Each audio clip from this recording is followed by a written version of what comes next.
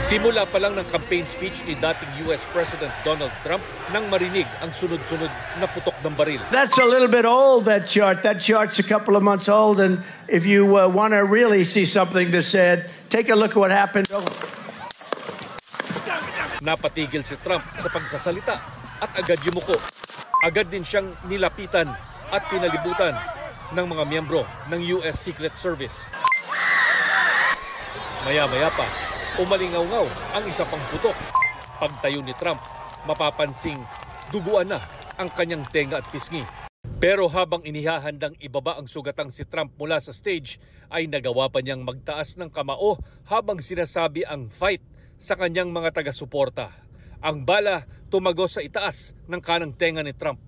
Kinilalang suspect ng FBI ang 20 anyos na si Thomas Matthew Crooks. Sa labas ng rally venue, pumwesto si Crooks pero di gaanong kalayuan sa stage kung saan nagsalita si Trump. He's on top of the roof.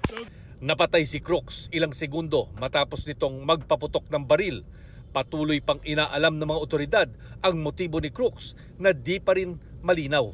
Kahit kasi batay sa state voter records ay isang registered Republican o kapartido ni Trump si Crooks, may record din umanong ito ng pagdodonate sa mga grupong makademokrat. Pero ayon sa naging high school classmate nito, biktima ng pambubuli si Crooks at naging miyembro umano ng rifle team ng kanilang paaralan. He was like a kid that was always alone. He was always bullied every day. And it's honestly kind of sad. Like, I don't want to say this is what provoked it, but you never know. Namatay din sa rally ang dating fire chief na si Cory Comperator na ayon sa governor ng Pennsylvania ay isinangga ang sarili para protektahan ang kanyang pamilya mula sa mga bala.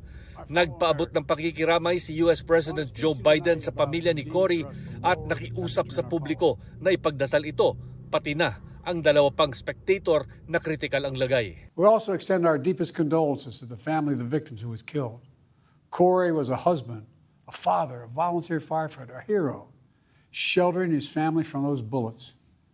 We should all hold his family and all those injured in our prayers. Maayos naman na ang lagay ni Trump kasunod ng insidente.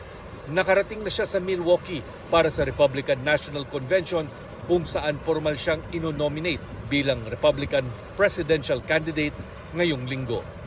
Para sa GMA Integrated News, Chino Gaston Nakatutok, 24 Oras.